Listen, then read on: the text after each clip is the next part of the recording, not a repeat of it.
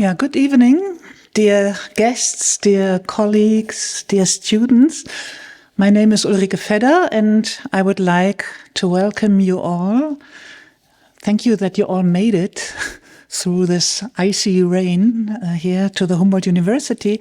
So welcome to the last Mosse-Lecture of this semester, and I would particularly like to welcome Alan Pauls, our guest today, whose lecture I will introduce briefly now. The starting point for our series this semester is the present. Because at present, as Kim Scheppele impressively demonstrated in her lecture on counter-constitutions based on the current situation in the USA, we are witnessing an uncanny shift. In the United States, and of course also in other countries, the classic coup d'etat is being replaced by the gradual transformation of the constitution in the form of its undermining, hollowing it out from within. The dynamic erosion of the rule of law and the separation of powers as a whole, driven by elected governments. Democratic decline begins at the ballot box today. That's this quote by Stephen Levitsky and Daniel Ziblatt in How Democracies Die that we have been talking about the whole semester. It came up in different lectures. In the first lecture of the semester, Anna Bettina Kaiser spoke about the current phenomenon of the self-coup or Autogolpe, whereby a head of government stages a coup d'etat, as she demonstrated using the example of Brazil and Bolsonaro.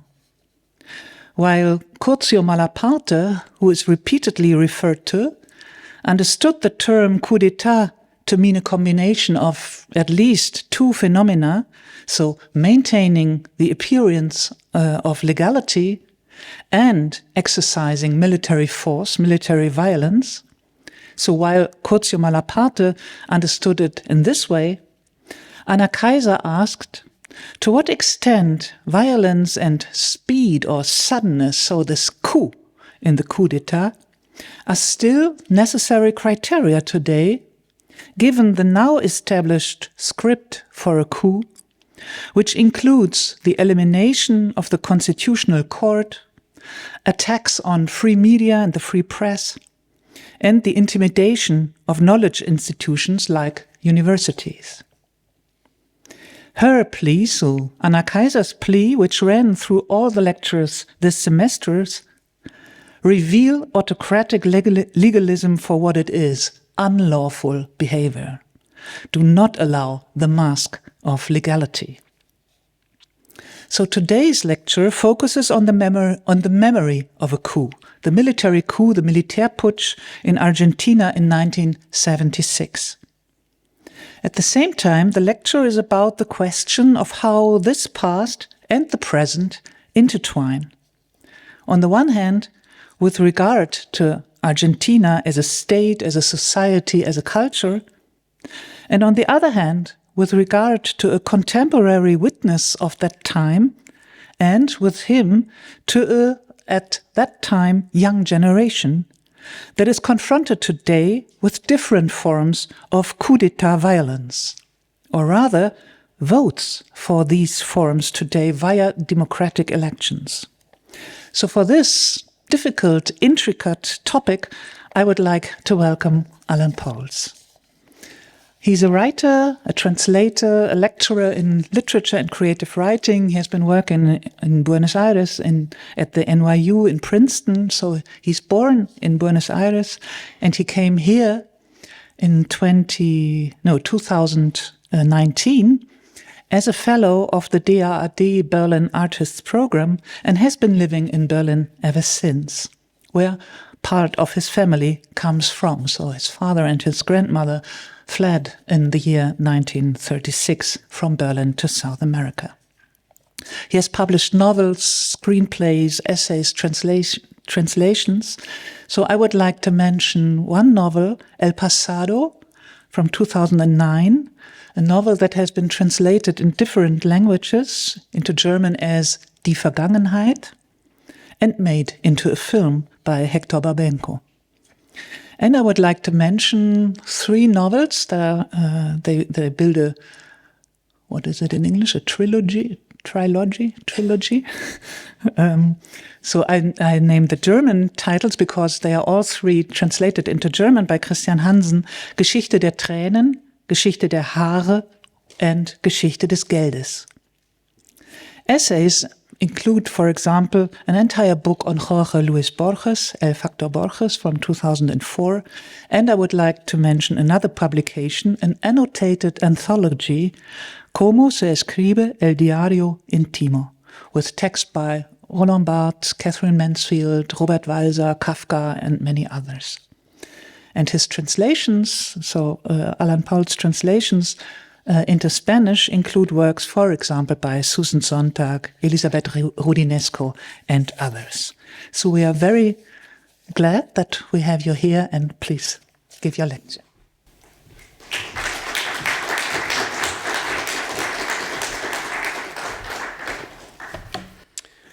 Thank you, Ulrike. Thank you, Denise. Thank you for the invitation. I'm very honored to be here. My lecture is called The Coup Factor. The first thing I remember is the silence. The city hushed, still, in the middle of a working week, like when a power outage suddenly interrupts all the heartbeats, purrs, and hums that populate a room. Imperceptible yet vital sounds that we only begin to hear once they have disappeared. Only this time, the relief of silence, which under normal circumstances, on a public holiday, for instance, would have been comforting in a raucous city like Buenos Aires, now carried an unfamiliar, rather unsettling quality. It was not the silence of rest, of pause, of momentary interruption, which, however deep it may be, always promises a future, some form of resumption.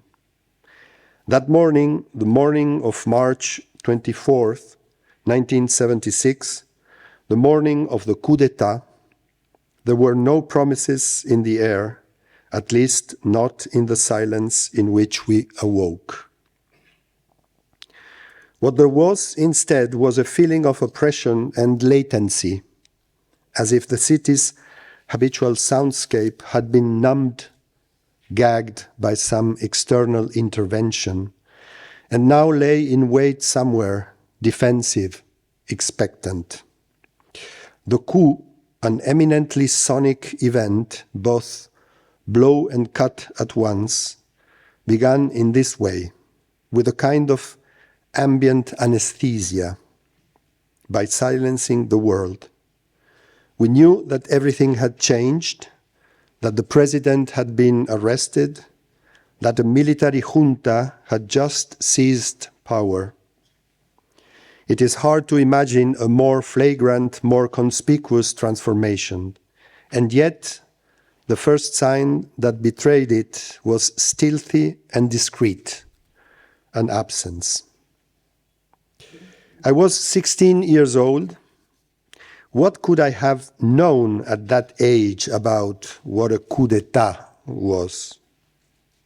Inexperienced as I was, I had already lived through one, the military coup of 1966, of which, aside from a detail I will return to shortly, I retained few memories. In fact, the model of a coup I had in mind stood at the opposite extreme from the blanket of silence that enveloped us when I woke up that day. All sound and fury, it was the military coup of September 11th, 1973, which had overthrown Salvador Allende in Chile, violently aborting what was then called the peaceful road of socialism, that is, the experience of a socialist regime that had come to power through electoral means, an anomaly without precedent or aftermath in Latin America. It was against the backdrop of that spectacular tragedy, with planes strafing the presidential palace of La Moneda and President Allende barricaded in his office, resisting alongside a handful of followers until he shot himself under the chin, that the silence of that morning of March 24th in Buenos Aires acquired its strange singularity. The morning when the military triumvirate led by General Videla established the bloodiest dictatorship in Argentine history.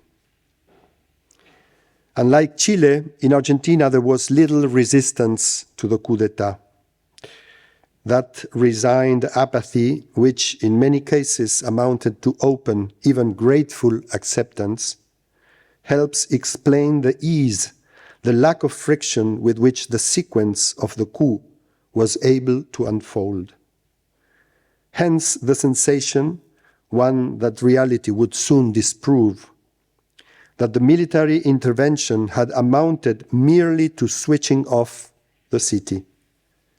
By declaring a work, school, banking, and currency holiday, and by suspending cultural and sporting events, with the sole exception of the football match between the Argentine national team and Poland, the junta endowed the putsch with the character of an almost beneficent interruption, one that privatized the soundtrack of public life, chaotic, ungovernable, and made it sound instead like the familiar, domestic, intimate background noise of any ordinary holiday.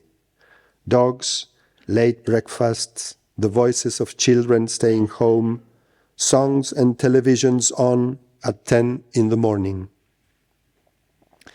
The question was, when the hell had things happened? There was something unfair, even a little scandalous, about opening one's eyes to find that the event with a capital E, had already taken place. The coup d'etat, I am speaking of 1976, when audiovisual technology had not yet revolutionized the very notion of live, and when anything resembling the web, digital communication, or social media existed only in feverish fictions like those of Philip K. Dick. The coup d'etat was one of those events of which we were rarely, if ever, truly contemporaries. It was always about to happen, announced, suspected, feared, and we never had enough time to stalk it as we would have liked, or else it had already happened and had happened without us, and we had no choice but to resign ourselves to suffering its consequences.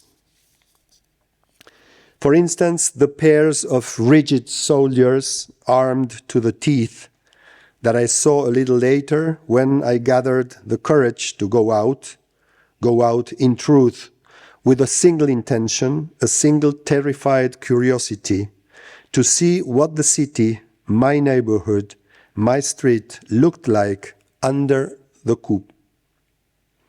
I saw the duos of soldiers posted on alert at both corners of my street, and the military truck and a couple of police patrol cars parked near the Italian embassy. None of that had been there the day before, when I returned home from school, the school I would not attend that day, nor the next. Those uniformed conscripts added to the streetscape like magnetized figurines from a board game were the only novelty, the only indication that something had happened. In fact, everything had begun at 3:21 in the morning in those dark, secret folds, where all experts, starting with Curcio Malaparte, agree that coup must take place if they are to succeed. Following the strains of a military march, read aloud in the arid voice of an announcer, a proclamation declared that as of that date, the country was under the operational control of the military junta and recommended to all inhabitants strict compliance with the provisions and directives issued by military, security, or police authority, as well as the utmost care in avoiding individual or group actions and attitudes that might require drastic intervention by operational personnel. The tone of the communiqué was dry, slightly stentorian, as Argentine martial rhetoric tended to be, a dull and intimidating genre that sought, in vain, to make its comeback thanks to the turbulence of Argentine political life over the previous 2 years, always thirsty for a firm hand and for order. According to the announcement, its addressees were no longer citizens, not even a population. We were merely inhabitants, a vague, apparently neutral condition that nonetheless made the most important thing perfectly clear, that we no longer had any rights whatsoever. The text was signed by the 3 heads of the armed forces, each with his full name and rank in his respective branch. But it was issued by an impersonal, anonymous, incorporeal source, programmed to utter orders and their various subspecies, notifications, warnings, injunctions, dark omens, prohibitions. One could hear in the proclamation the unquestionable voice of what anyone would call the law, if the law had not been precisely the supreme instance above which the military junta placed itself in carrying out its coup d'etat, violating it in every possible sense and suspending its validity and force for an indefinite period, replacing it with military law whose enforcement was already being ensured throughout the country by the proliferation of court-martials charged with upholding it and punishing its infractions. Broadcast nationwide while Argentina was asleep, I assume that we inhabitants encountered that communiqué only afterward, later on, through the various versions in which it was reproduced by television, newspapers, and radio. By the time I heard it, probably on that evening's news, it was already old news. Some 20 similar communiques had been issued throughout the day, each adding new links to the well-oiled chain of the coup. The voice of military law already even had a face, a body, a mustache. The face, body, and mustache of the army chief, Jorge Rafael Videla, who a few days later would be sworn in as de facto president. Suddenly, as it receded in time, vertiginously, one should say, since events were multiplying, the communiqué number 1 began to grow in stature, to become mythical and inaccessible in the way only origins know how to be, until it turned into the event itself, into the coup itself. The coup at the very moment of its happening, of its coming into being, of its striking, when there was probably no one awake to hear it, no one except those who drafted and signed it, and perhaps the journalists who took the trouble to record and transcribe it, who, since they were there, alert, knew it would be broadcast and already knew its content, and therefore did not need to hear it or at least not as much as we did, we inhabitants, who at that moment were asleep and, who knows, perhaps dreaming. A peculiar privilege of having been born in Argentina, by the age of 16 I had already lived through 2 coups d'etat, 2 of the 6 or 7 successful coups Argentina suffered over the course of the 20th century. Both are associated for me with a nationwide broadcast, the national radio and television chain, as the official announcer pompously called it, while the final chords of a military march faded out. A mode of media manipulation that allowed whoever had seized power, almost always the military, so much so that when the seizure was carried out by a civilian, as in 1962, when Senator Guido replaced the deposed President Frondizi, it was common and even reasonable not to recognize it as a genuine coup d'etat. To hijack the entire network of public and private media in the country, forcing them to suspend their regular programming in order to broadcast the messages through which society would be informed of the new state of affairs. I wouldn't know how to describe, to do justice to the impact it had on me, that way of seizing, of squatting by force in the media space. The nationwide broadcast was the equivalent in the field of social communication of the assault on the state in the field of politics, an act of disruption, of violent usurpation intended to freeze public conversation, abolish the relative plurality of voices offered by the media, no matter how limited their spectrum, in order to impose a single voice, a monologue that admitted neither reply nor objection. What is striking is that the nationwide broadcast was not a specific trick of the military institution, though it seemed tailor-made for it, but rather one of civil society, which had incorporated it into the Constitution so that legitimate democratic governments could contact the population in cases of serious crisis or emergency. I had endured my first nationwide broadcast in June 1966.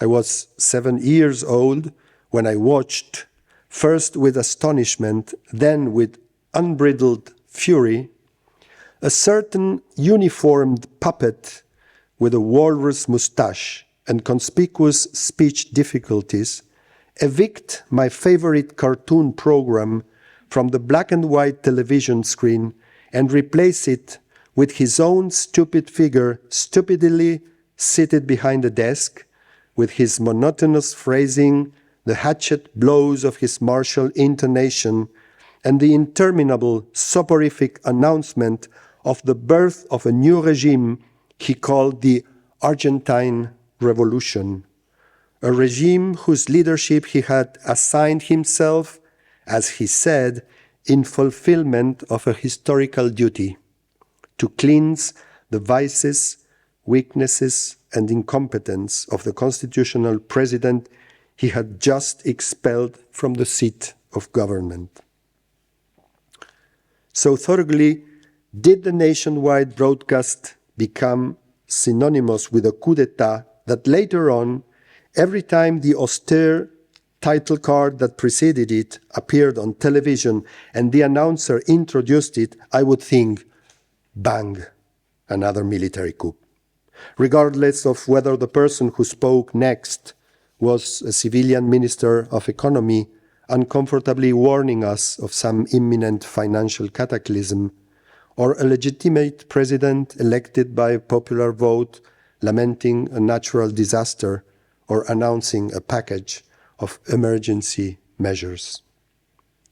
Indeed, I was about 7 years old in 1966 when General Juan Carlos Onganía, the puppet with walrus mustache and rhotacism who irritates the narrator of the previous paragraph, carried out his coup d'etat against Arturo Illia.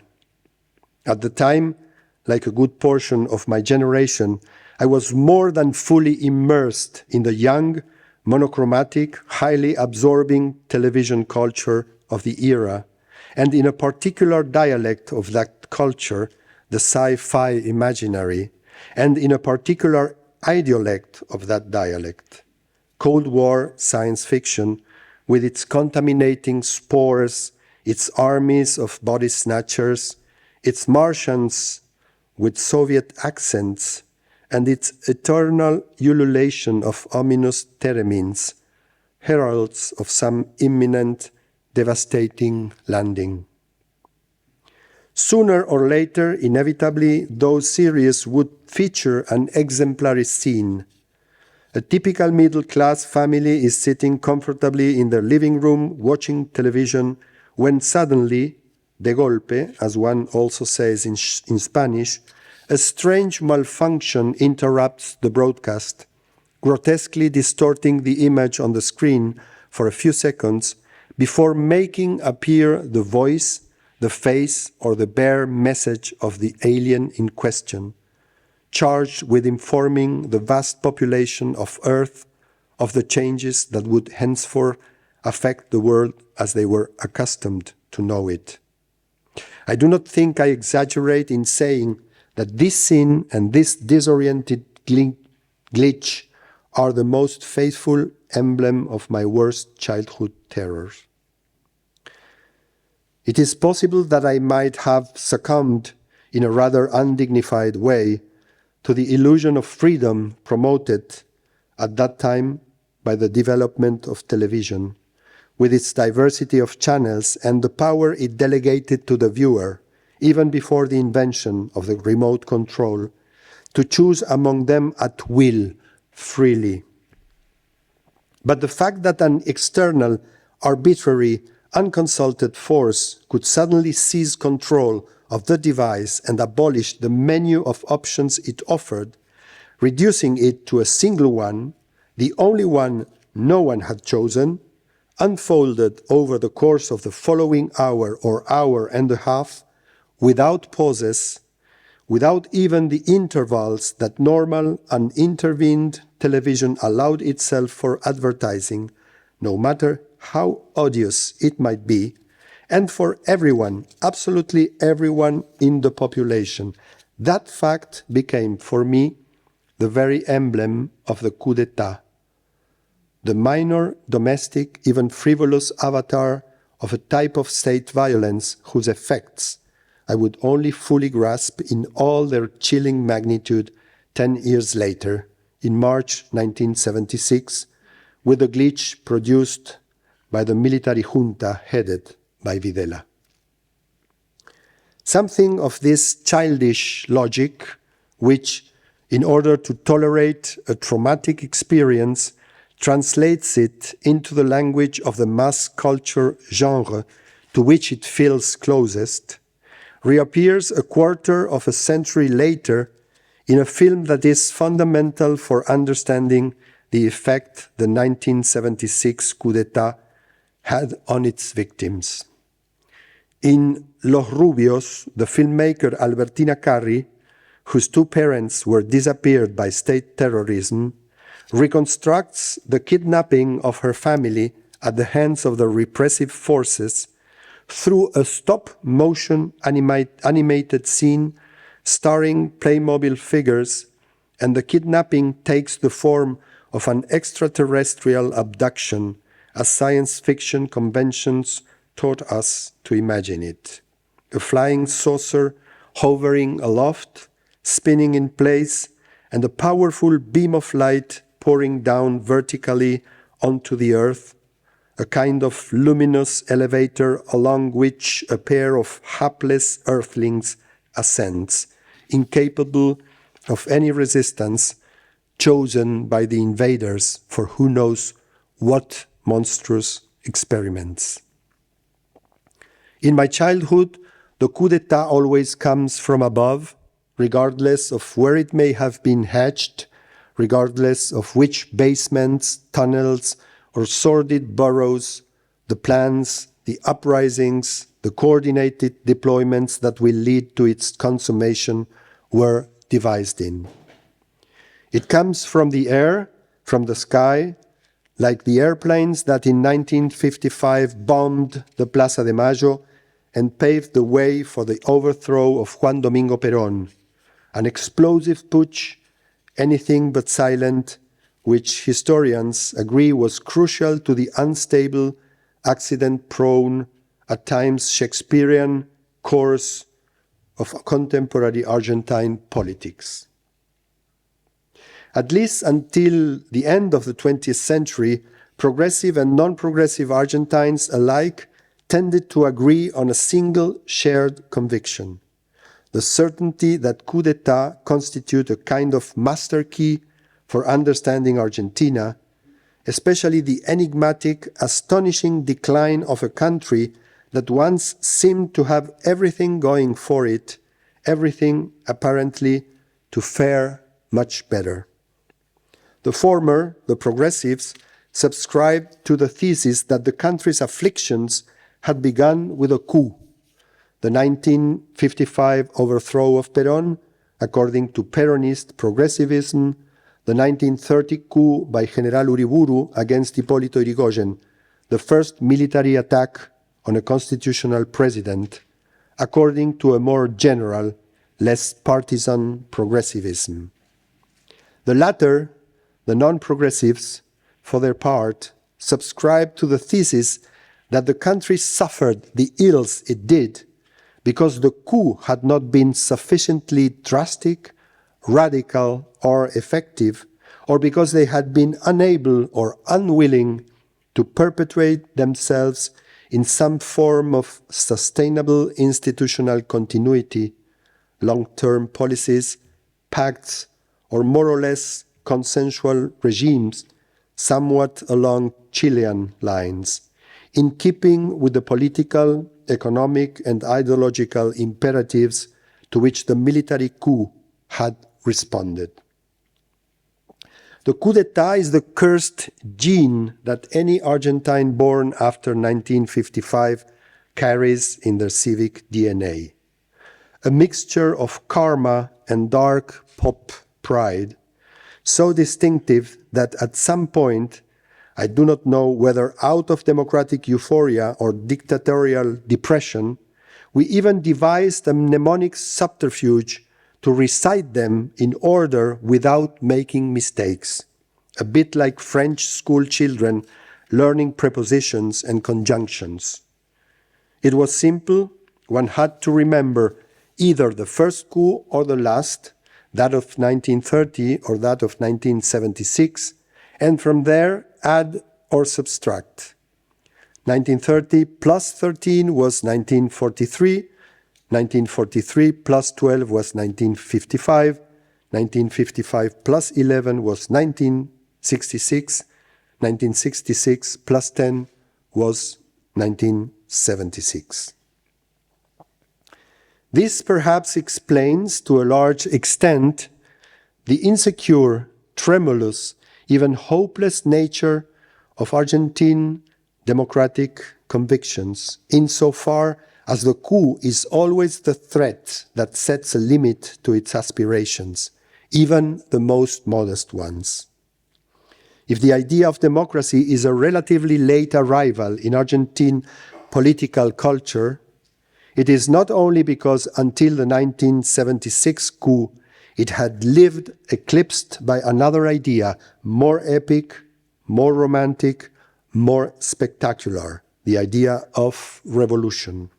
It is also because it was always a fragile, defenseless idea, overshadowed by the specter of its lethal nemesis, the possibility, the threat, the promise of a coup, which could let it live, spare its life, even grant it a reprieve, but only by keeping it perpetually under a kind of terror-laden tutelage, as if it were deep down on the horizon of every democratic experience. Is having lived through 2 coups d'etat enough to turn 2 historical contingencies into a necessity, a destiny, a curse? I do not think so. But it may be that the 2 coups I experienced amounted to more than 2, or that they represented, in some sense, all those that had preceded them in the series, still resonating within them, and meant to resonate as well in those that would come later, as versions of a single malediction. Did I believe in the curse of coup d'etat on that Wednesday in March 1976? No. I had no political militancy, but, like a large part of my generation, my bookshelf contained a compendium of the most illuminating left-wing literature of the 60s and 70s, and everything I read in Althusser, Fanon, or Poulantzas ran counter to the curse of curses, the belief that the vicissitudes a society undergoes are the product of some fatal, inscrutable logic, rather than of specific historical determinations susceptible to being thought through and transformed. No, I did not believe in curses, and yet, in 1983, when democracy was reinstated after 7 years of dictatorship, I was happy, exultant. I knew we were not living in the best of all possible worlds, but the nightmare was over, and that seemed more than sufficient. The final years of the decade would show just how precarious that relief was.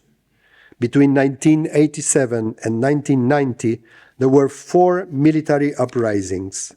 None of them was a coup in a strict classical sense, in the sense of 1976, but even though they were suppressed, all of them severely affected the quality, the power, and the scope of democracy, and above all, reactivated that kind of déjà vu that once again cast over society the specter of interruption, of rupture, which we were trying to learn to forget.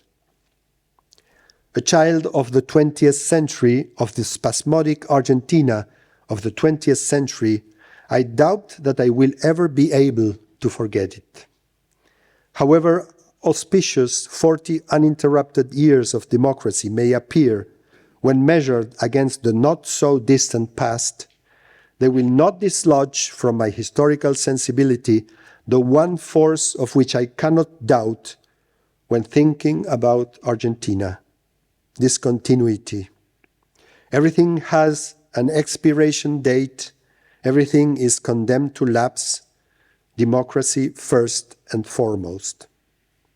Hence, perhaps, the 2 solutions, the 2 compulsions, one should say, with which we attempt to confront this condition, as spontaneous and deeply rooted as the structures of feeling Raymond Williams used to invoke to describe the inarticulate yet operative way in which a society senses and experiences itself. The first solution is disenchantment avant la lettre, anticipating the grand finale, the coup, by multiplying the small, microscopic endings with which we put an end to the enthusiasms and hopes of everyday life, so that the grand finale, when it arrives, appears as the outcome of our preparations rather than the merciless axe that cuts them off at the root. The second is sacrificial epic, staking everything on the grand finale, consuming oneself and collapsing at its feet after having given everything, renouncing continuity, the work, the patience, the small faith it requires, and preferring immolation, the gesture of burning all at once in a glorious disaster. Of course, none of this was going through my mind on the morning of March 24th, when I decided to go out and see what kind of world the world was after the coup d'etat. And if it was, it surely passed without my noticing it.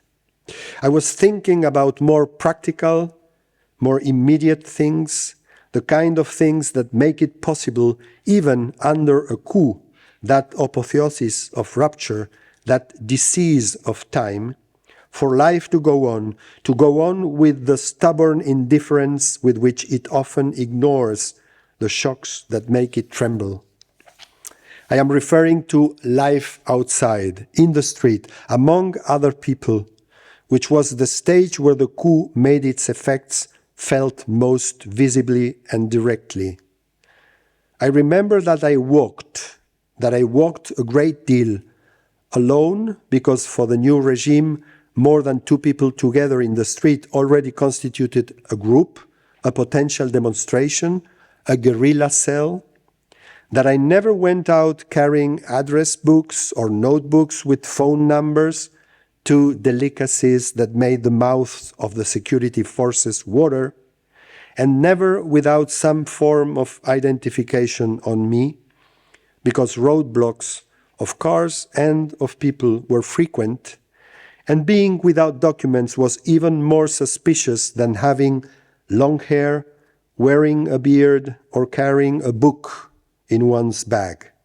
Vices that automatically turned you into a hippie, a left-wing intellectual, a political militant, a guerrilla, or that explosive combination of all of the above that military jargon called a subversive. Pace, I recall, was important. One had to walk at a certain speed, neither too slow nor too fast, because too slow was synonymous with idleness, and idleness with loitering and threat, while too fast was a sign of fear or proof that you were fleeing from something. Besides, the only ones entitled to move slowly through the streets were legal police vehicles, or the famous Falcons, a car model produced by Ford exclusively in Argentina, where it had enjoyed its brief moment as a family car and would have vanished without glory had it not been for the generosity of state terrorism, which hit upon the idea of using it in an unforgettable shade of green as the official vehicle of the paramilitary gangs that roamed the city in civilian clothes, always wearing dark sunglasses, and turn it into the symbol of the illegal repression plan that made Argentina into a vast slaughterhouse. Were there fewer people in the streets? Were voices lowered? I find it hard to answer. Fear, the masterpiece of state violence, was not new. The 1976 coup had in some way officialized it, centralized and monopolized its production, but it by no means invented it, since it had already been commonplace in Argentina since 1974 and had reached a demented paroxysm in 1975 with the decrees by which the constitutional government placed in the hands of the armed forces the task of annihilating the actions of subversive elements. Now, without the counterweight of civil power, however weak or chaotic it may have been before the coup, the production of terror had no limits. The force and reach of repression had suspended the logic of crossfire that had preceded the coup, an anarchic and unpredictable logic, but fear remained there, impregnating with an unsettling strangeness things or signs we had always lived alongside, but ignored. For example, the signs so common in the city that read detention zone, a warning that under normal circumstances was a simple urban marker meant to prevent danger, and which now, resignified by a blatant yet unspoken context, revealed how the city was on its way to becoming a network of confinement camps. If I was thinking at all then, I was thinking about the present, the only exclusive tyrannical time of survival. This is perhaps one of the radical differences between living and surviving. Living, even in its most degraded forms, always involves more than one temporal dimension and the always productive tension among them. Surviving does not. Surviving is a slave's labor, the calvary of the vassal of the present, who has neither past nor future, neither memory nor hope, neither archive nor desire. That morning I was walking, and as I crossed the street, I would think, one more block and nothing has happened. I haven't been stopped. I haven't seen anything atrocious. One more block and I'm still walking. Today I see in that effect of eternal immediacy another strong mark of the logic of the coup, which, if it operated on anything, operated on the temporal realm of things, cutting time in two, of course, and that is why the date of the coup always served as a privileged, inescapable coordinate for periodizing our lives, but also slowing it down and speeding it up at once in that state of imminence in which its proximity, its suspicion, its glimpse made us float. The end is imminent. Everything has been said. Read the headline of the afternoon paper on March 23rd, and the simultaneous effect of precipitation and dilation produced by that announcement sent a chill down our spines. And the coup also operated by freezing time, suspending it, reducing it to the raw nakedness of minute by minute, hour by hour, day by day survival. It would not be much of a risk to say that today I am no longer there, that we are no longer there at that point, that the country survived the sentence of survival, at least the one imposed on it by the faithful loop oscillating between experiments in democratic life and authoritarian wastelands installed by coup d'etat. Anyone would say that the ghost of the coup has lost the weight, the persecutory aura it once had in the 20th century, that traumatic prestige which later generations, especially those born after 1983, once the military dictatorship had ended, find difficult even to understand, let alone imagine. It is a development that makes me glad, of course, even if recent operations, such as that of the US armed forces in Venezuela, who once again descended from the sky to abduct a problematic president on foreign soil, reviving the sci-fi echo that Argentine military raids awakened in me and in my generation, even if such operations force us to question whether coups have really passed into history. Unless, of course, passing into history means nothing other than reappearing, returning, reinscribing themselves in the present we inhabit as a paradoxical event, at once old because it refers back to an archived modus operandi, and disturbingly new because it rewrites that old modality with a level of arbitrariness, brutality, and impunity that is chilling. Thus, the new landscape, with its incongruous barbarity, simultaneously outdated and cutting edge, is far from comforting, and if it offers any consolation at all, there is no reason to believe it will last or serve us for very long. I, a child of the 20th century and of coup d'etat, which constituted me as a traumatized subject, celebrate the fact that the classic scene of conspiracy, a gang of uniformed plotters arranging leaden troops on a worn paper map, has vanished from the political imaginary of my younger compatriots, or occupies only a minor corner of it.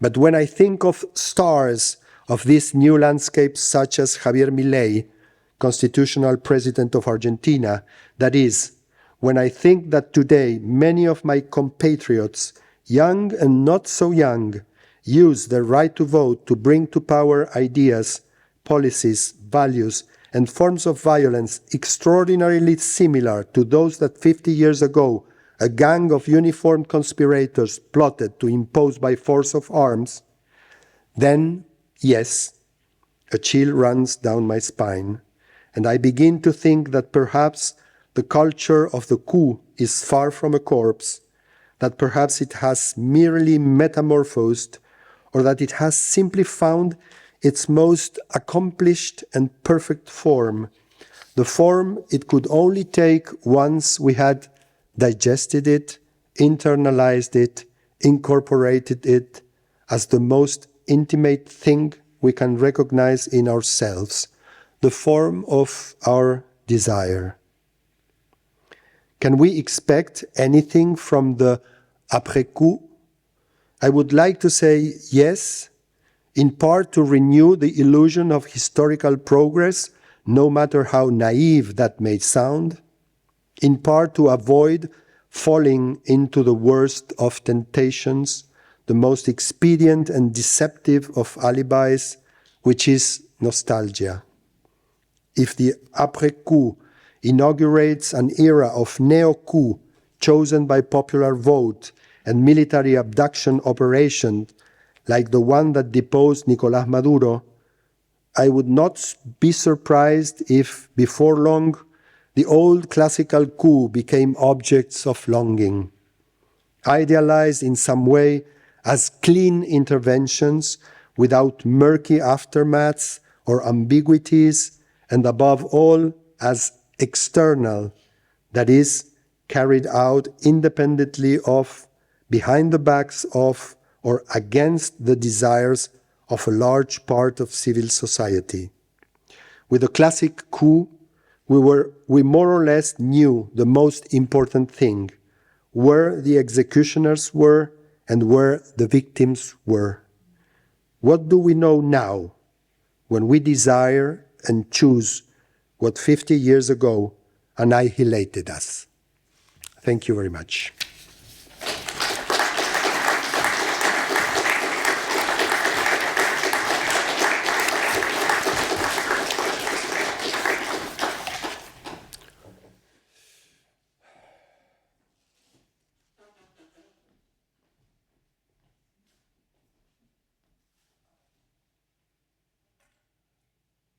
Thank you very much for this so impressing, yes, what was it? A memoir, a lecture, a childhood memory, a generational memory that I think really evoked this enormous force of pressure, if I may say so. I don't remember if you really said it like that, but that your life and the life of your generation has been lived since then, yes, under this experience. Spell. Yes. Yes. So perhaps, we will start a conversation now, and then we will open up, of course, then also for you, for the public. So yes, perhaps I would start with this first question: what kind of memory that is, or what kind of text it is that you have presented here. It's, of course, it's a personal memory, a multi-voiced memory as a young boy, as a young man, and then from now, and all the time in between. And at the same time, it's a generational and it's also a transgenerational voice. Yes, well, this is the only way I find to relate myself to this period of my life and of my country's life. I can't remember facts, the facts of the past, even vivid facts of a vivid past, without asking myself what a memory is, what remembering is as a practice, as an activity, as a compulsion also. I realized when I received the invitation of the lecture that in 45 days, the coup d'etat, the 1976 coup d'etat, will have his 50th birthday, which is quite a quantity. I mean, it's an amount of time quite impressive for me. But I think that the whole text has been written under the spell of the present, much more than the spell of the past, no? Because I'm trying to elaborate something about this, like this, this mark, no? This wound that all my generation felt or got from the dictatorship. But the most complicated thing, or more challenging thing, is how to think about that time, that experience, under the light of what's happening today. No, I mentioned two examples, like the abduction of Maduro and the presidency of Javier Milei. No, when Milei won the elections and did his first nationwide broadcast, and I saw the mise en scène they have chosen for this very symbolic moment in political life, I felt immediately like it was like a Proustian moment, you know? Like, this is the military dictatorship. Exactly the same mise en scène, the same rigidity, the same harsh voices, the same attitude with the population, like a mix of giving orders, threatening. And this is for me like this is like the thing I try to approach here, no? Not like how was it in the 76, but also how was it? But how can we deal with those memories and that experience and that learning experience we had from the dictatorship now in this new and very, very disturbing context? So this memory, and also the observation of today, they come together, as you just said, in certain pictures, in certain languages.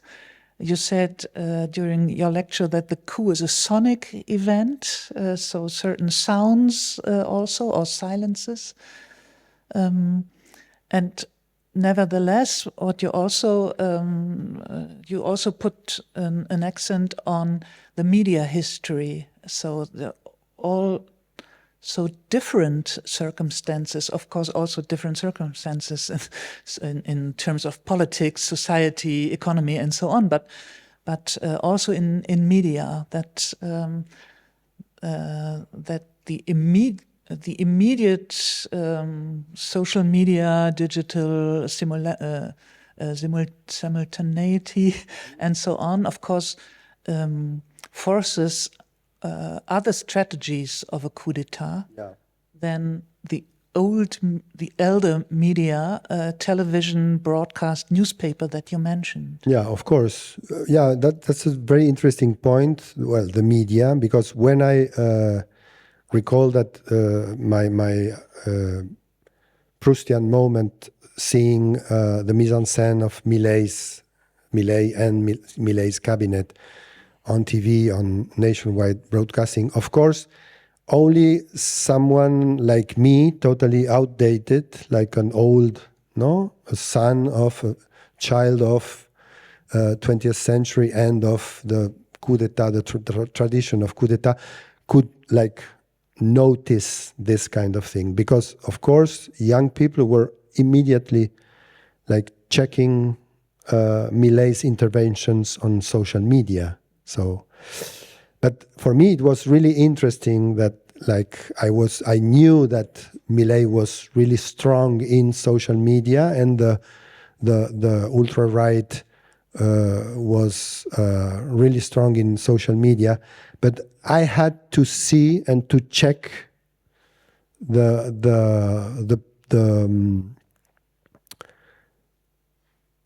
mark of the dictatorship in this like conventional mise en scène of a nationwide broadcasting. So, of course, everything has changed, but at the same time, the problem is that in the state of the present state of things, there is this very, very disturbing coincidence, between a discourse which is almost literal, the discourse of the dictatorship 50 years ago, and the whole like new landscape of political movements and the social media and internet and digital life, etc., etc., etc. So I think that I am not in the best position of looking at things today, because I still have one foot on the past, and I am totally trained to check and to capture these small moments of political meaning. But at the same time, I think that I have something to say, because I know perfectly well this discourse. I know perfectly well the values it vehicles, the ideas that sustain it, I'm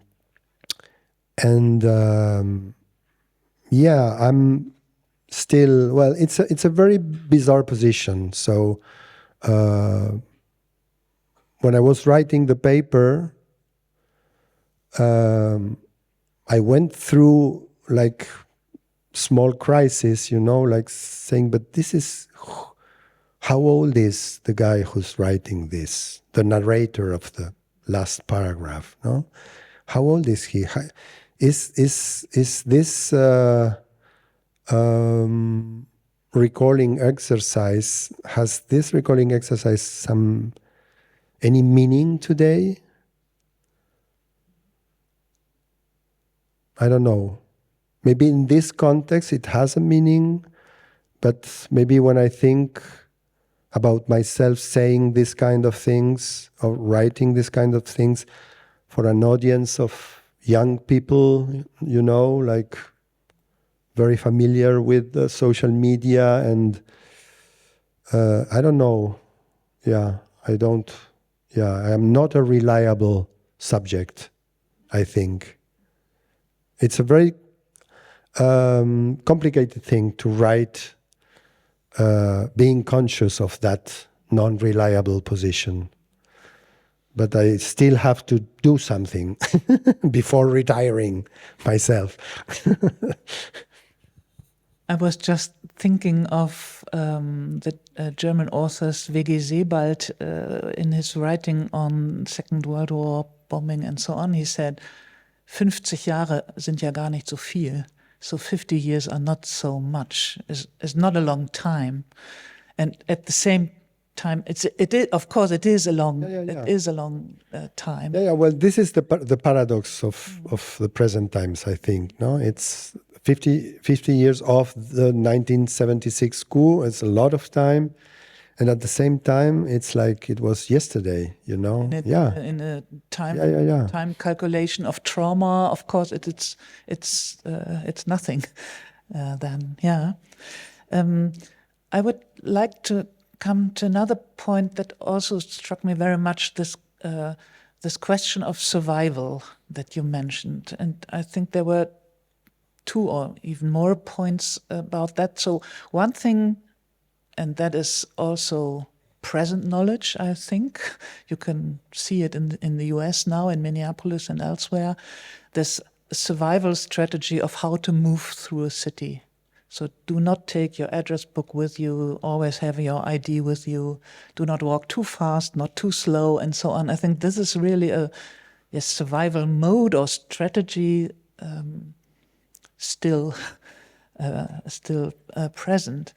And the other thing, and I'm not sure if I really understood it, and perhaps you could explain it again, is this question of the presence, the Gegenwart, as a time mode or present mode of survival. So you said that being on the survival side means no past, no future, but a horrible or vast present. But perhaps you could explain that. Yes, I think that this experience of the present, this urgency of the present, is a very also Argentine experience. You know, I when I was writing the paper, I remembered also the experience of the 2001 when Argentina got into this almost terminal crisis. And I felt like this same feeling of living in an absolute present. No, the only thing that when 2001 came, it was like a total different crisis. It was really a crisis. It was not a coup d'etat. It was like the whole society upside down. So it was a lot more interesting in a way, because there was we felt even in this like present tense, continuous present tense, we felt that there were a lot of opportunities, possibilities, horizons which were being opened at the same time. But in 76 and with the dictatorship, it was like you have to, you know, it was like minute by minute. It was not possible to make projects. It was not safe to rely on past experiences. It was like, at least for me, maybe older people who had some experience in that kind of moments. I think that maybe my parents who suffered the Onganias coup in 66. So I was not experienced in that field. And at the same time, all those little tricks, all those little strategies to like keep surviving were like a sort of, you know, like spontaneous academy, you know. You learn them immediately. It was like something that was in the air, even in this sort of clandestine air. We all started to breathe under the military dictatorship. So we were learning how to live under the coup and under the dictatorship. Because in the paper, there is this distinction between the moment of the coup, the instant of the coup, which always is an instant, no?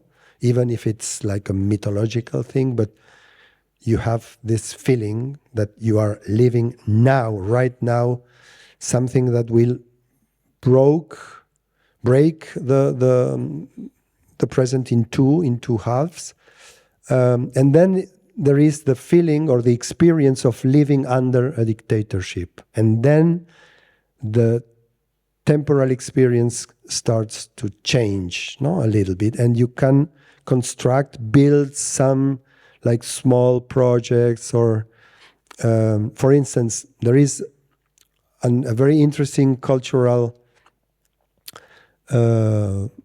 phenomenon which took place under the dictatorship, which was called the University of the Catacombs. So when I was 17 in 1976, a lot of teachers who had been expelled from the university by the coup or who have resigned and quit the university started to organize small study groups, private groups, so they could like keep teaching and transmitting that knowledge and at the same time earn their lives. No, they had a small fee they charged for the groups, and in 2 or 3 years, from 76 to 79, there were hundreds of those studying groups coordinated by these teachers who, after 83, became the most important teachers in the university. So this, for instance, was a whole thing like a clandestine university, you know, and it was totally spontaneous. There was no political party behind that. There was no organization, I mean a rational organization. And Handbook. No handbook. And at the same time, there were some protocol, you know, we have to follow, not to put the teachers in danger and not to put ourselves in danger when we were like 8 or 10 people composing those groups. So we had to arrive to the address of the professor like separately, never get out of the group place, in groups. We didn't carry the books we were studying because we were studying, I don't know, Russian formalism or literature and revolution by Trotsky or, I don't know, Lunacharsky. So, for instance, I remember that the first year I was into one of these groups of this University of Catacombs. We were discussing topics like those ones, you know, like so, and it was like, in a way, if you think about that today, it was crazy, but at the same time, was there anything else to do at that time? So you learned a lot, and very, very, very quickly at that in that conjunctures, I mean. Thank you. Yeah, I would like to open up our conversation. So if you have a comment or a question. Yeah, thank you so much. Very interesting. I have a question actually regarding the self-censorship. Do you have that feeling? I mean, since that time, do you still have self-censorship when it comes to the people who are in power? No, I don't think I ever experienced this syndrome. Of course, there was a self-censorship in the media or in the public sphere, I mean papers, but I think that the strategy at that time was like to cut the discourse in two, you know, in two halves, and have like a public discourse, if you wanted to have one, which was like quite innocuous, like no harm, no. And at the same time, you were supposed to develop and some kind of discourse or a thought or some ideas or which were totally radical, but in a clandestine world, It was like living in two worlds. So it was like switching from one to the other one, and but without compromising the discourse, It was like a schizophrenic strategy. Of course, this changed a lot with time, because the dictatorship, even if it was a very bloody one, changed with the years, and it got weaker. And of course, the Malvinas War was a breakthrough, a very important one, and things started to get more permeable, things started to be could be said at a certain point, and this was very, very gradual, very progressive. But I think the for me at least, the strategy was don't speak and keep on speaking and thinking and studying and writing for the future, maybe in those catacombs, Maybe be silent, be silent. There was this very important movie, Argentine movie by Adolfo Aristarain, which was a very important filmmaker at that time. It is called Tiempo de Revancha, and it was, I think, made in 79, I think, so it was quite early, under the dictatorship. And the story was like a worker who, at the end of the film, sorry, but I'm going to spoil the film. He has this he has to make a choice, to make a decision, and he has to say something, but which was not going to be the truth, and being silent. But being silent, if he was silent, he was in danger of being interrogated by the security forces and being forced to confess the truth. So in the last image of the film, he decides to cut his tongue. So, and this was at that time, a very, very an archetypical, moment. So this was a political choice. Not to remain silent and not to say a half truth, but to cut his own tongue. So I think this was a little bit the spirit of that time, to be silent, sort of like a Gandhi thing, a very bizarre Gandhi thing. No, I'm not going to say anything. My protest is silence. I would like to ask you, for example, your novel Geschichte der Haare, the story of hair. It's perhaps a good or a special example for this question also. So it's the story of this young man always dealing with his hair, not being with all the hairdressers and which salon to visit now, and so on and so on. And the whole, so it's telling the story of this hair, and at the same time, when I read it, I thought, what is the question with his best friend? His best friend is not his best friend, perhaps, and so on. So this being in a certain way suspicious, reading this novel and being keen to find this double niveau of telling this story as the story of hair and hairdressers and cutting hair and all this takes place during the dictatorship time.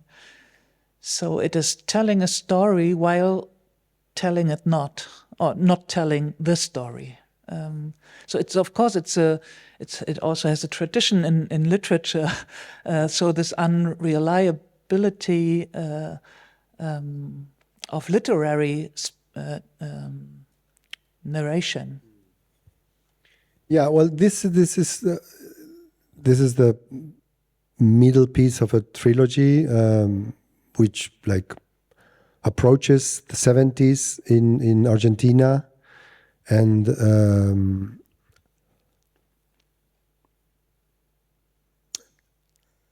each novel took like one particular element to speak through that element about that period, that historical period.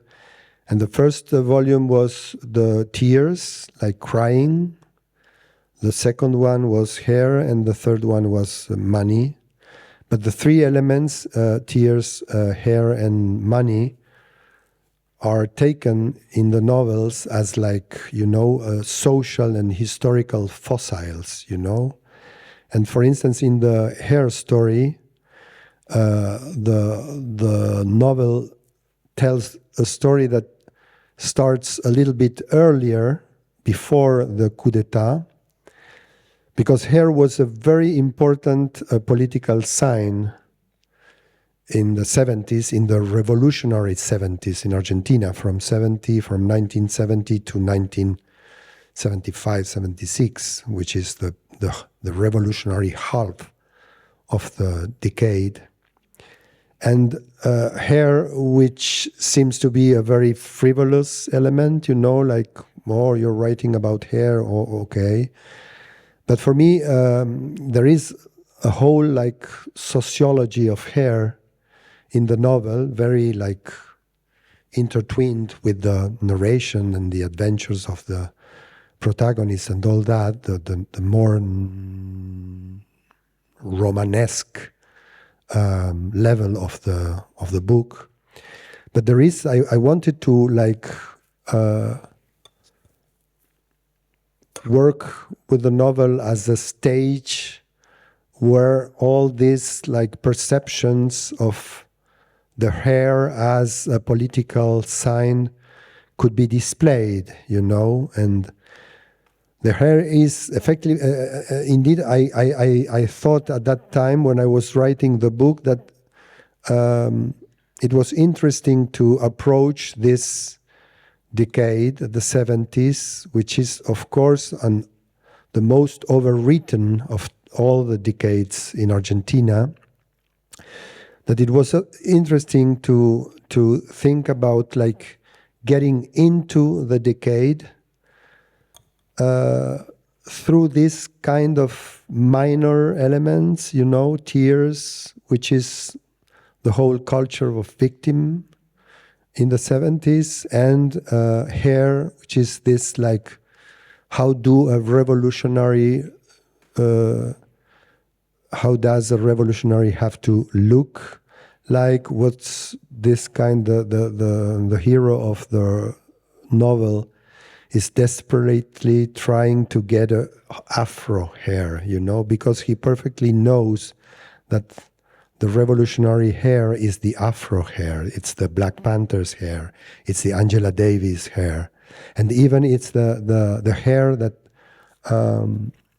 the militants wear in Buenos Aires in the 70s. So that was my approach to the decade, which is a very problematic decade to write on, in Argentina at least, because everyone has something to say about the 70s, you know, everyone. And it's true, everyone has something to say about the 70s. Lothar Müller. This is to do with the political science you mentioned. While listening to your lecture, I had the urgent need to find a link between what you called the classical coup d'état and what you experienced in your Proustian moment with Millet. And on the level of political theory, one could think the link could be the term disruption.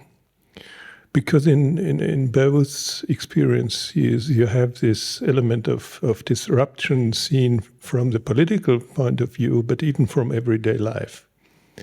And then I remembered an essay of yours, a quite recent one, in which you mentioned this image of the chainsaw, which is prominent in the rhetoric and in the iconography of Millet.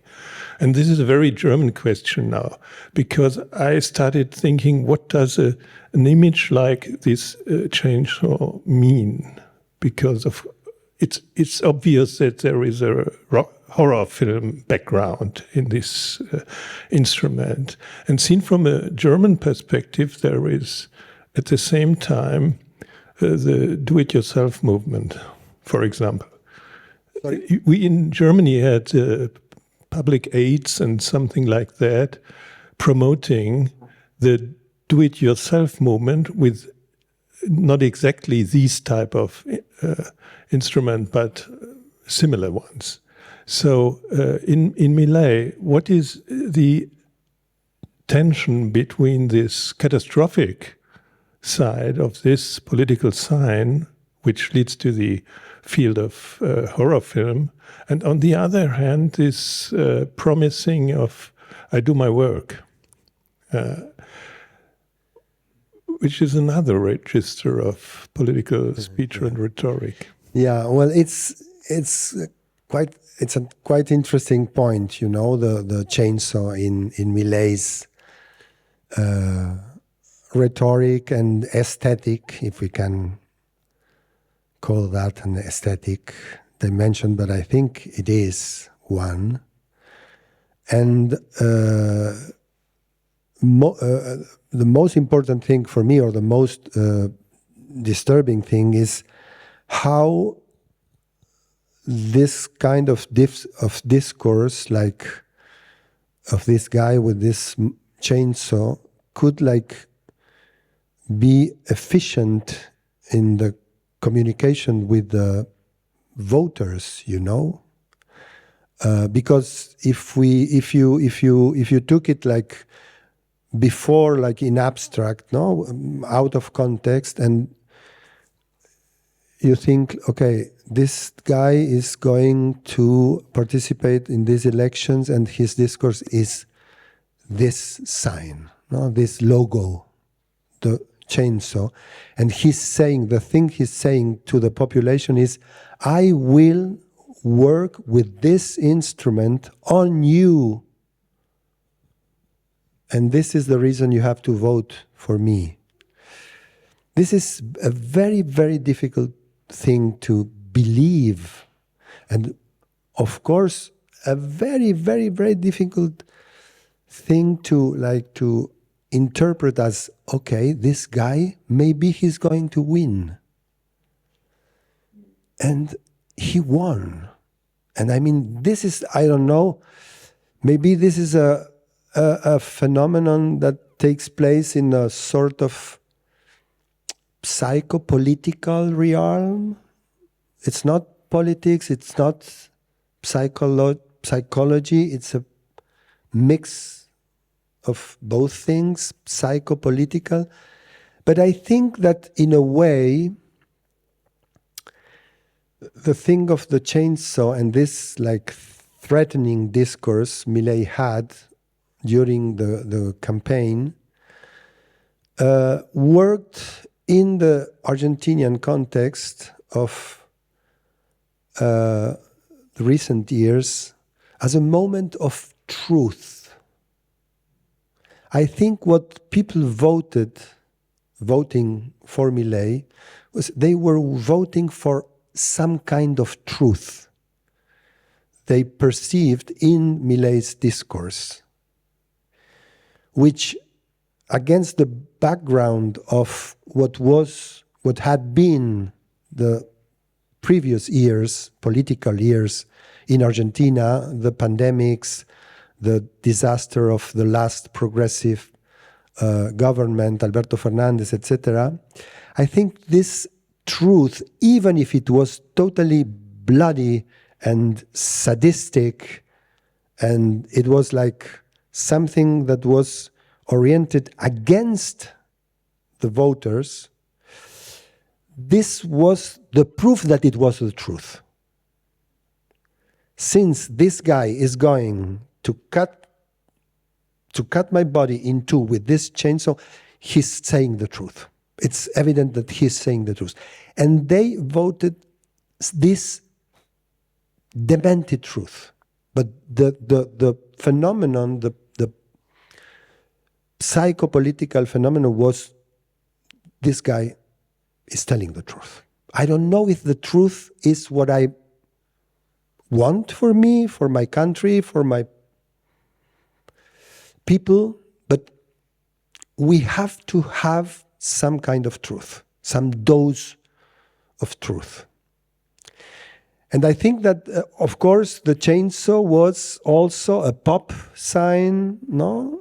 It linked Milei's character and Milei's discourse and Milei's, like, his persona with a pop culture context which worked really, really well in the contact with young audiences, post-political audiences, because the chainsaw was at the same time a sign of, it was a threat, but at the same time it was ironic. And Milei himself was perfectly conscious of the, you know, the décalage which was working on the sign, you know. He knew perfectly well he was not a character of the George Romero film. So it's a very complex thing. There was a lot of layers working in it. But I think that when I was like following the campaign and trying to think about this chainsaw thing, I remember feeling this kind of like revelation, the truth, like the truth, you know, the truth. Of course, this truth was totally like sustained by superstitions, beliefs, ideological, you know, like mistakes, mystifications. But the thing we were witnessing was like a moment of truth. And this was, I think, quite new for Argentina at that moment. We have one more question over there. You spoke about this strange silence at the beginning or after the coup d'etat, and this made me thinking about the strange silence during the lockdown time. And I would like to ask if this rigid corona measures and then the uniform media policy, if this, after this or during this time, brought up some old memories from the coup d'etat time. Yes, totally. I agree. Yes, and I felt that too when pandemic started. One of my first feelings was like, oh, this is like how the first weeks of the military dictatorship looked like or sounded like at that time. I had a very strong, like also Proustian experience at that time. Like, I know this kind of situation.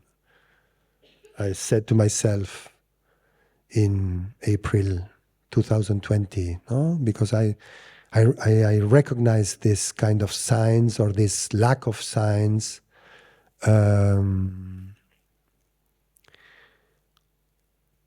And at that moment, the bizarre thing was like saying to myself, okay, but this is like the whole planet. So this is something different.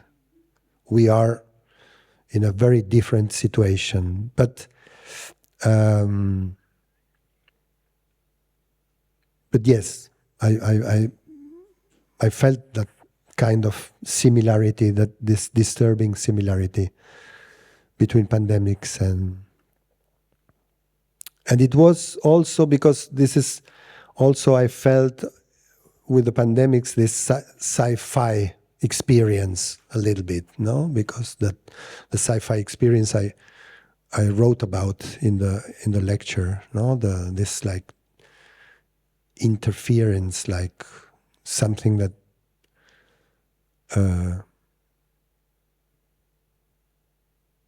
something totally new, unexpected, that starts at a certain point and forces you to ask you, well, what happened? What happened? No,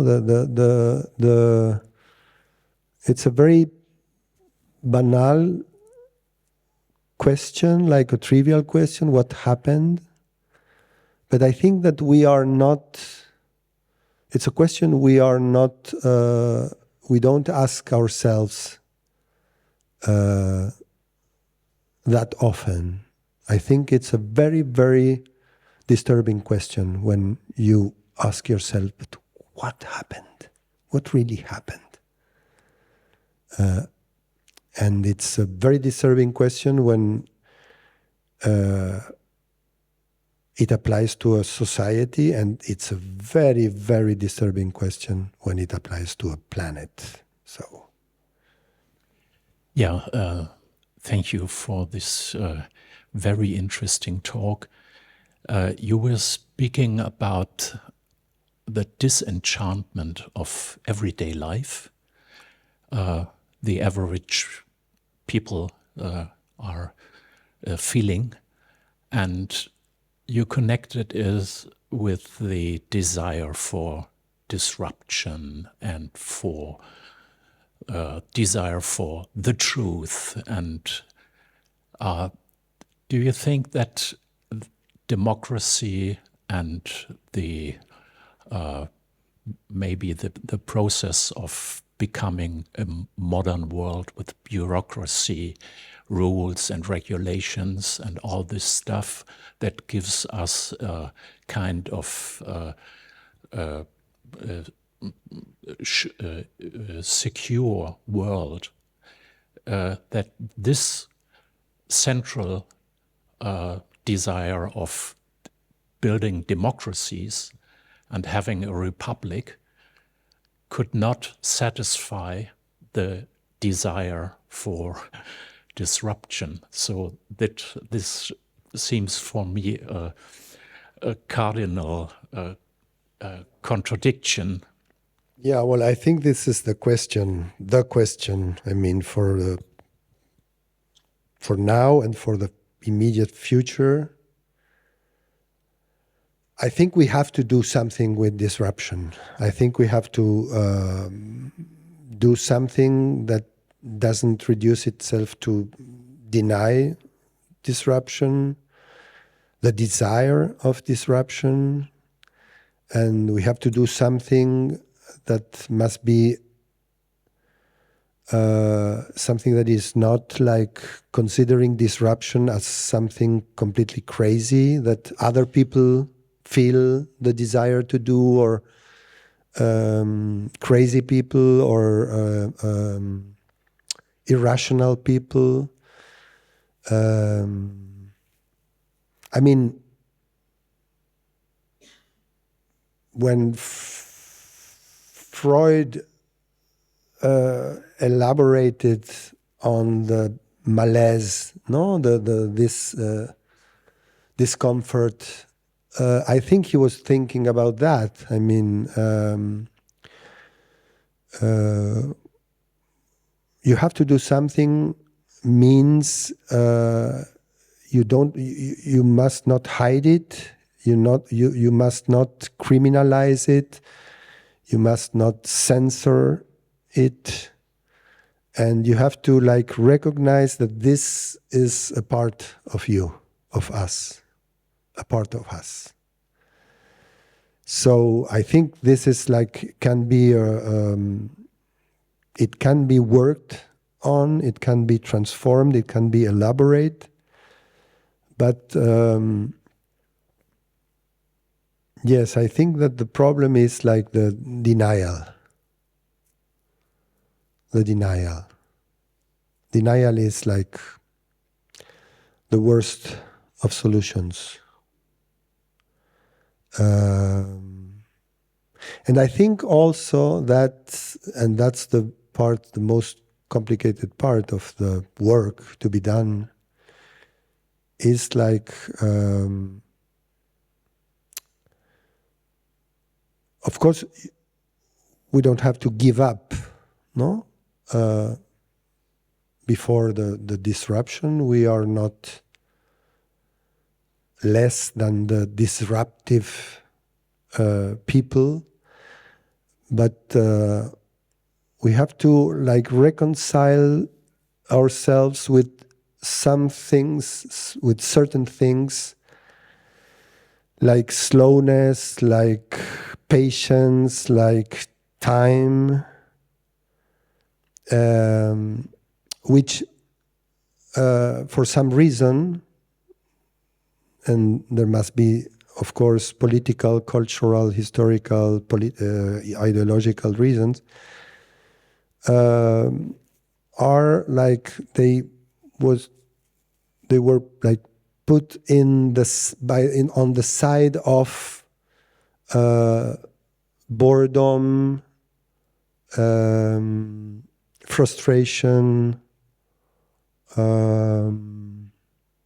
insatisfaction, dissatisfaction, and I think we have to like vindicate this kind of things, which of course are very difficult to vindicate today because the world is going on another direction.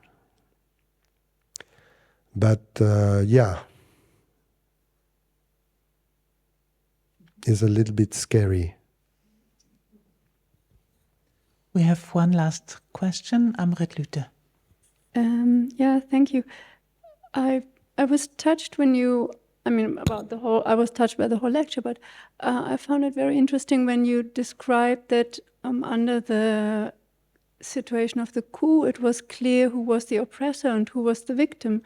And now it changed into a picture when the coup became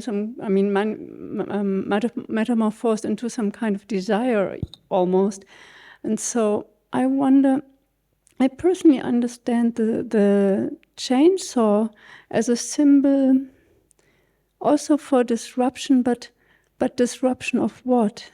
In my understanding, it feels like the disruption is the symbol represents to cut the complexity, to cut the ambiguity, to cut the ambivalence, the complicated world that we are living in, and that is so overwhelming to all of us actually in many ways. And so it feels like trying to reinvent some kind of simple normal life in a way, and so I think the desire for some kind of coup or disruption is to a nostalgic desire to get back some kind of simpler world in a way. Yes, I agree. I totally agree. Yes, and I think that when Millet was like showing the chainsaw, rather than a desire, it was like a sort of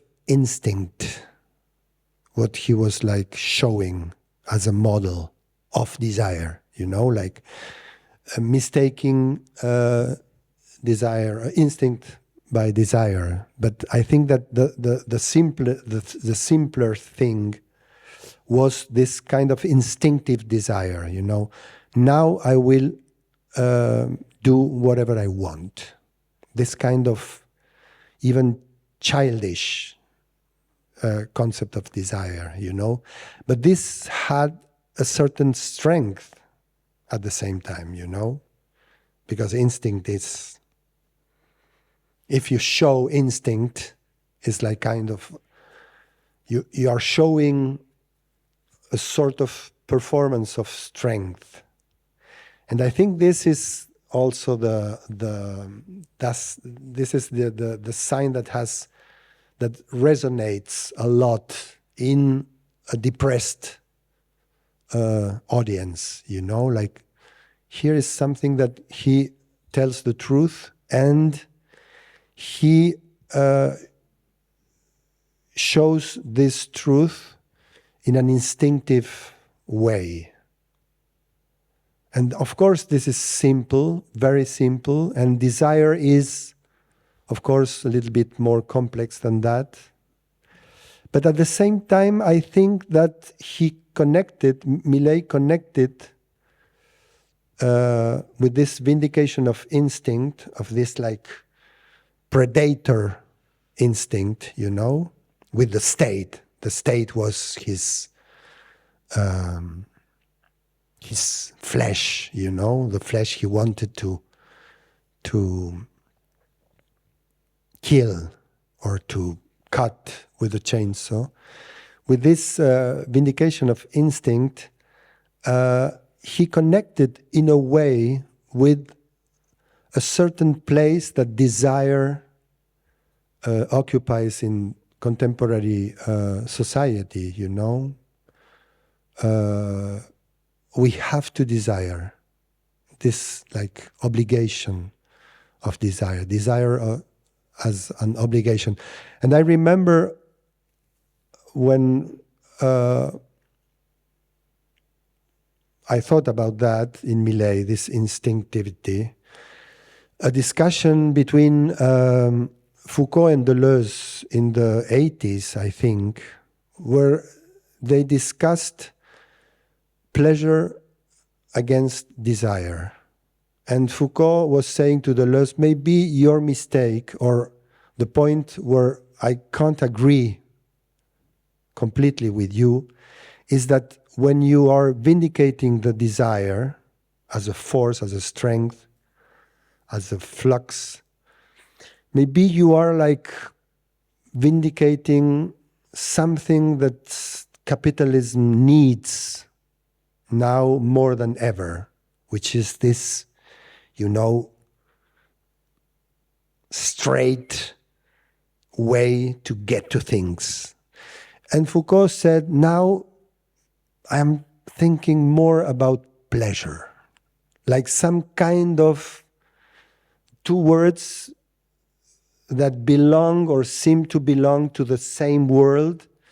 And at that time, in the 80s, Foucault already knew or saw that maybe they were like bifurcating, like thinking about pleasure in society is thinking maybe against thinking about desire in society.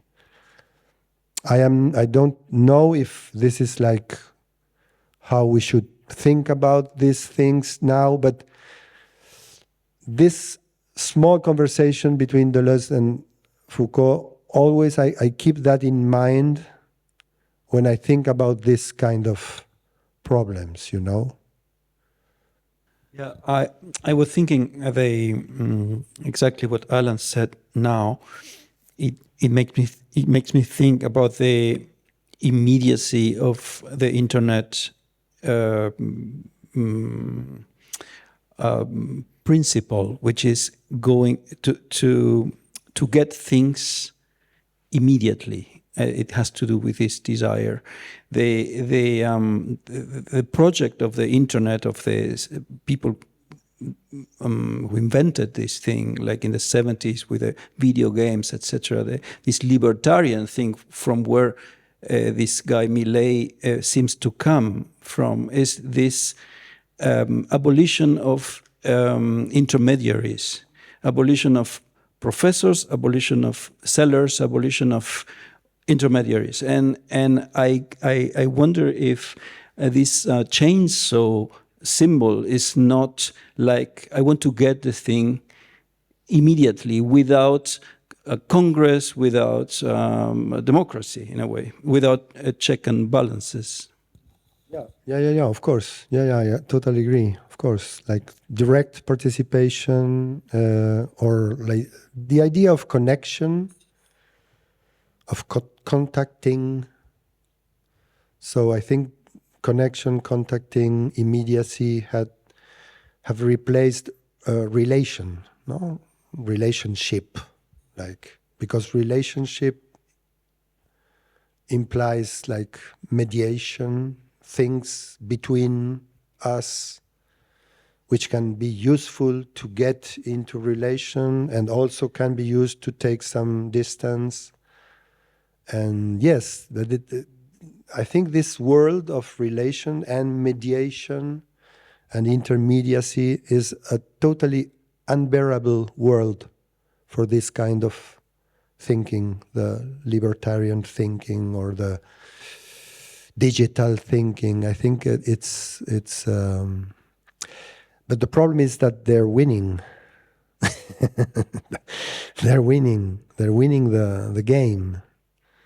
And yeah, that's the political problem.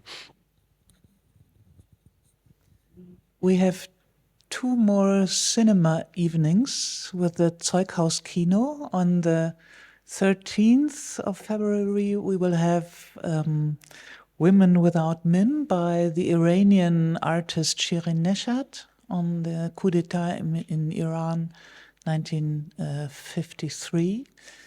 And then on the 17th of February, we will have Soundtrack to Coup d'etat, a new film on the coup d'etat against Patrice Lumumba in Congo in 1960. So please feel invited, or perhaps not invited. You have to buy the tickets for the Zeughaus Kino, but please do so. And this was the last lecture of these Mosse series. So thank you so much, Alan, for this evening. Thank you. Thank you, Ulrike, and thank you for coming. Thank you very much.